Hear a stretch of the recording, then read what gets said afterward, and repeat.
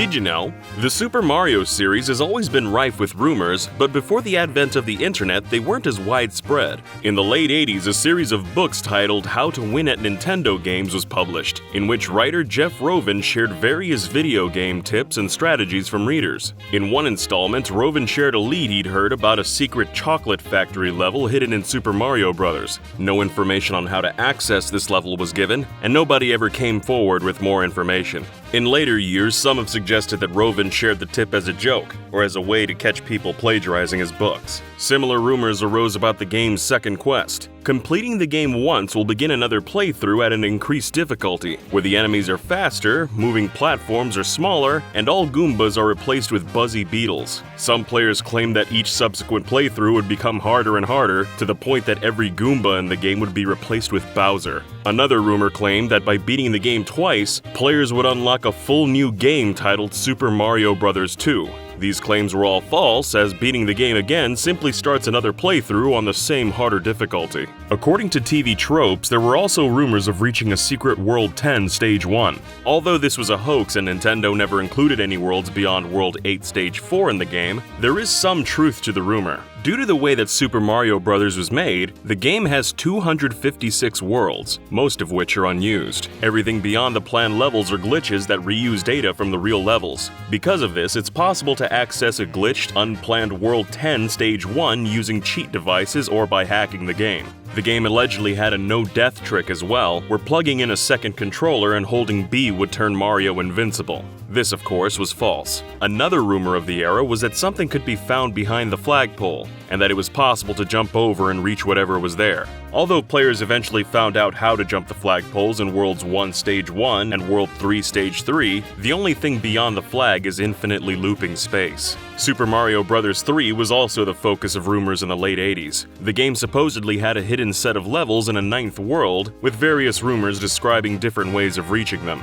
The rumors were clearly false, as the game already contains a ninth world, the Warp Zone. The game even shows World 9 on screen while in the Warp Zone. This rumor may stem from Mario 3's box art, which displays beta levels that aren't accessible in the final game. Rumors about hidden levels made their way to 16-bit Mario games too. Since Super Mario World's release, rumors have spread about a 97th level in the game.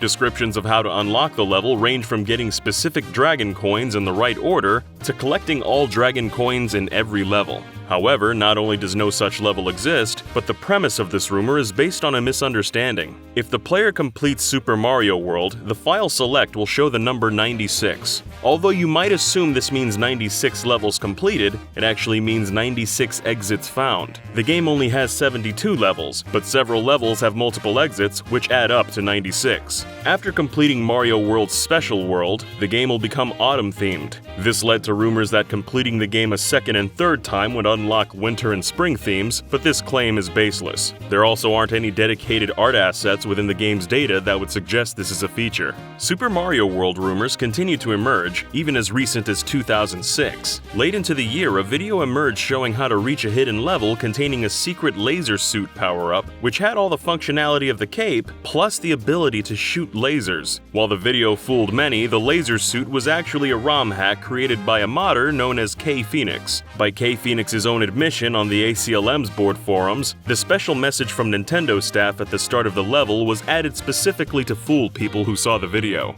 In the early 2000s, there were rumors that another Mario game had been in development for the Super Nintendo. The game was said to take advantage of the Super FX chip to feature groundbreaking three-dimensional gameplay, and was apparently called Super Mario FX. The story gained enough traction and credibility that it was even picked up by publications such as IGN. The source of the initial rumor appears to be an interview with series creator Shigeru Miyamoto from the January 1996 issue of Nintendo Power, where Miyamoto stated that he formulated the first ideas for Super Mario 64 while working on Star Fox, a project which pioneered the use of the Super FX chip to create full 3D polygonal environments. To help clear things up, retro gaming site SNES Central reached out to Dylan Cuthbert, a developer who worked with Nintendo and the Super FX chip. Cuthbert confirmed that Super Mario FX was actually just the internal project codename for the Super FX chip itself, discrediting the rumor. Some of the wildest rumors in the series' history came about during the Nintendo 64 era, namely the infamous L is Real 2401 rumor from Super Mario 64. As the story goes, the inscription on the fountain in the castle courtyard appears to bear the message L is Real 2401. Many players interpreted this as a secret clue hinting that it was possible to play as Luigi. Theories on how to achieve this included collecting all the coins in the game, running a specific number of laps around the castle, or finding all 120 power stars within a specific time limit, and so on. So many stories from players who claim to have actually unlocked Luigi flooded the internet that IGN offered a $100 reward to anyone who could produce concrete proof that Luigi was playable in Super Mario 64. The reward ultimately went unclaimed. Other interpretations of the fountain's inscription were offered up. Some players believed that it simply read Eternal Star, while others proposed that the number 2401 was somehow a reference to the North American release date of Paper Mario. Reading the number as February 4th, 2001 would match up eerily close with Paper Mario's actual release date of February 5th, 2001, nearly 5 years after the release of Super Mario 64. In December 2016, a Reddit user by the name Bond18T shared a 1998 letter they'd received from Nintendo after they asked about the meaning of the L is Real message. In the letter, the Nintendo gameplay counselor Michael D. Chandler explained that the message had no actual meaning and that the programmers put it in there as a joke. As another nail in the coffin for the L is Real rumor, the same texture that was used on the fountain in Super Mario 64 also appears in The Legend of Zelda: Ocarina of Time. Rumored power-ups for Mario 64 included a Hammer Brothers suit, which could allegedly be obtained behind the waterfall in the courtyard, as well as Fire Mario and Ninja Mario. Dan Ausen, a translator at Nintendo of America who worked as a contributing writer for the Nintendo Power magazine and Nintendo's official website, received frequent questions from fans about the existence of a ninja power-up in Mario 64. Despite repeatedly stating that no such power-ups exist, fans continued to ask about Ninja Mario. It was also rumored that players could ride and control Yoshi after beating the game. Yoshi himself appears in the game after collecting all 120 power stars, but riding Yoshi is not possible. Yoshi would eventually be rideable in Super Mario Sunshine, and would later appear in Mario 64's DS remake as a fully playable character. The next major Mario game to make its way to the Nintendo 64 system, Mario Kart 64, featured 8 playable characters. One common rumor about the game was that a Magic Koopa was an unlockable character. Some doctored screenshots were even passed around that showed him in action, but beyond the lies, there was some truth to the rumor. Magic Koopa was actually planned to be a playable character back when the game was titled Mario Kart R, and even appeared in pre-release media. Pictures of the early character select screen reveal that Magic Koopa was ultimately replaced by Donkey Kong in the final game. Another character that was rumored to be unlockable in Mario Kart 64 was a Thwomp. Not just any Thwomp though, specifically the green Thwomp that can be found behind prison bars on the Bowser's Castle track. Nicknamed Marty by the community, many rumors of how to unlock this Thwomp were shared across various sites. The most significant piece of evidence that supported the rumor was a YouTube video from April 1st, 2007 showing that Marty could be unlocked by playing as Bowser. The player would need to drive backwards around the track, circle the statue of Bowser several times, use mushrooms to boost up the stairs, at which point Marty would become playable. The video turned out to be an April Fool's hoax, and data mining the game showed no evidence of Marty being playable. Unlocking different characters would become a recurring rumor for Mario titles. After the release of Yoshi's Story in 1997, methods for how to unlock 2 additional colors of Yoshi began to appear online, and continued to circulate into the 2000s. In order to unlock Purple Yoshi, it was said that players had to collect every single coin in the game. To unlock Gold Yoshi, players had to unlock every level in the game's time trial mode, and then beat the top score for each of those levels. Documented attempts to replicate both of these methods have proven them to be false, and data mining the game's files shows no trace of either Yoshi in the game. Footage of Yoshi's Story early in its development revealed that both purple and brown Yoshis were a part of the game at one point, but were eventually replaced by the pink and white Yoshis seen in the finished product. Unlike other rumors that were proven false, The purple Yoshi rumor remained a fixture on many walkthroughs and cheat code websites for years after the game's release. Speaking of Yoshi, there are rumors on how to get a green Yoshi in Super Mario Sunshine. Although official artwork and early videos show a green Yoshi, this variant doesn't exist in the game. The only time Yoshis turn green is when they're about to vanish. However, some fans who were desperate to have a green Yoshi discovered it's possible to alter a Yoshi's color using action replay codes. Another rumor about Sunshine is about a hidden book in Noki Bay. Many rumors have emerged on how to retrieve or open the book and what it does. In reality, it doesn't do anything, and Mario can't interact with it. The book is most likely an early asset that was left in the game by accident. It was apparently going to be used in a mission to get a shine sprite, but the way of retrieving the sprite is said to have been changed to collecting 8 red coins. Another rumor stated that in the Japanese version of the game, the book was used in a level that was removed internationally. Another one claims that the book has a message reading, "You have no life," signed Shigeru Miyamoto. Both of these rumors are false. Some rumors were also spread that Luigi was actually present in Super Mario Sunshine. According to the rumor, collecting all 120 shine sprites would cause Waluigi to appear, alongside Luigi trapped in a cage. Defeating Waluigi in a boss battle would supposedly free Luigi and unlock him as a playable character, but this rumor was easily proven false by players who actually collected all the shine sprites. Similar to the rumors of Luigi being playable in Super Mario 64, the game's remake for the Nintendo DS inspired rampant rumors about Waluigi being a playable character.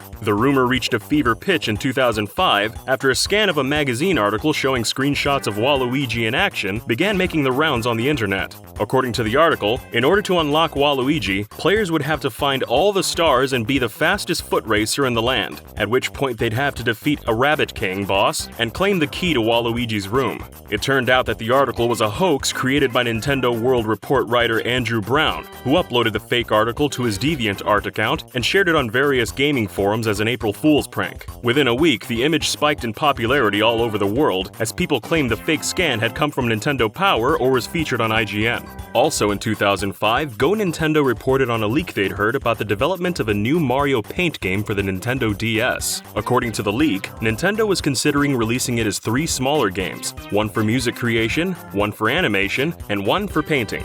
The games would even have featured connectivity with the Wii, then known as the Revolution. No mention of such a project was ever heard through official channels, and it may never have existed at all. Other game rumors had most substantial evidence, however. One video from December 2007 fooled many, and claimed to reveal gameplay of Super Mario Galaxy for the Nintendo DS. In the video, it was shown that collecting every star with both Mario and Luigi in the Wii game would unlock the option to transfer a special version of the game to the DS over a wireless connection. Gameplay consisted of Mario and Luigi exploring simultaneously using touchscreen controls, and each star the player collected in the DS version could be redeemed for 10 Wii Shop points. The video had many viewers on YouTube convinced. However, a different version of the video uploaded to the site Stage 6 revealed that the whole thing was actually a project by video editor Pablo Belmonte. Belmonte was known for previous video game hoaxes and had the self-professed goal of simulating a DS version of Super Mario Galaxy using the technical specs of Super Mario 64 DS. This wouldn't be the only time that gamers were teased with a mainline Mario platformer. In a January 2012 investors meeting, then Nintendo president Satoru Iwata revealed the company were developing a new 2D Mario game for the 3DS. According to an IGN article from April 12, 2012, Nintendo registered a trademark and domain for Super Mario 4. 5 days later, an interview with Shigeru Miyamoto was posted on Korean website Beta News, where Miyamoto confirmed the existence of Mario 4, saying, "We are making Super Mario 4, but all I can say is, we just announced that game.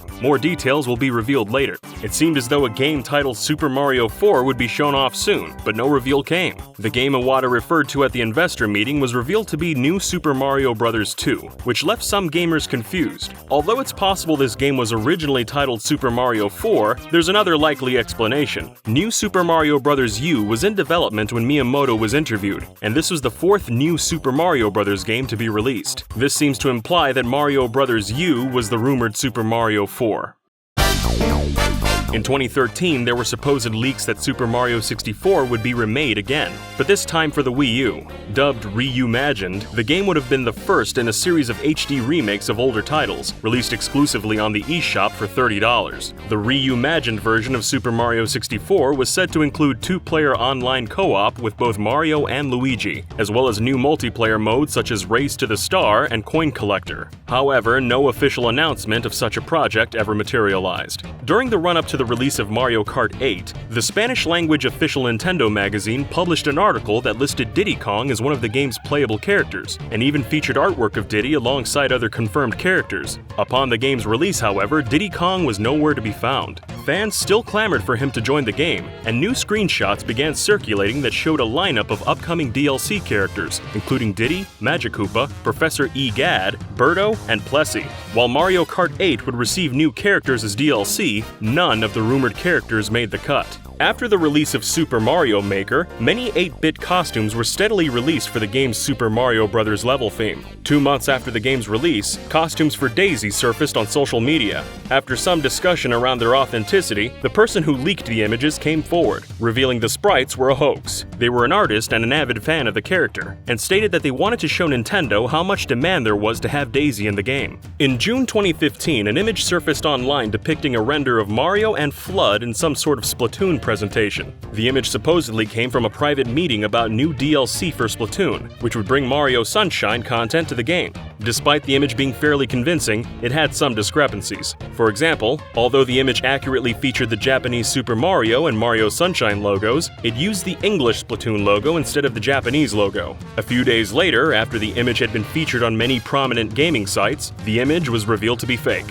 The creator of the fake leak came forward and released a full-quality version of the image. Another substantial rumor broke in the same month. According to Spanish site Revo Gamers, Nintendo and Disney were working out a collaborative deal involving games, toys to life, and even movies. Disney allegedly wanted Mario to appear in Disney Infinity, and they also wanted Nintendo characters for use in their films. Arguably, the biggest part of the deal was a game featuring both Mickey Mouse and Mario. Nintendo was apparently open to the deal as a whole and the game, and were negotiating terms. Revo Gamers had previously put out accurate information on several amiibo before they were announced, as well as Activision using Nintendo characters for Skylanders. This positive track record added some authenticity to the rumor, but nothing more has surfaced online since the article was published. One particularly vague rumor came from an unusual source. In 1993, soda pop company Faygo Beverages ran a Mario-themed advertising campaign as a tie-in with the live-action Super Mario Bros. Movie. In October 2017, while sharing a photo of some of the Mario-themed drinks from this campaign on their Instagram page, the company proposed that an unfound reference to Faygo Beverages existed in a Mario game. While no details were forthcoming, fans theorized that any such Easter egg would likely be hidden in Super Mario All-Stars, Mario's Time Machine, or Mario is Missing.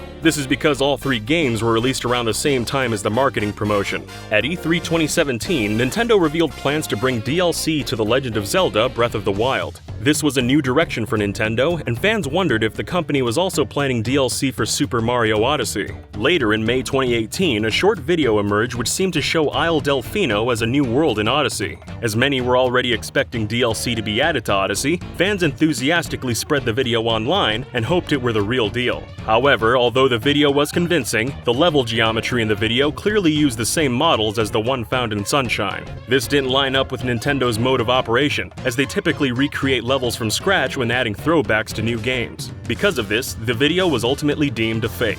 Other recent Nintendo games have seen fake leaks. Camelot have demonstrated some impressive post-launch support for Mario Tennis Aces, adding new characters every month for a whole year.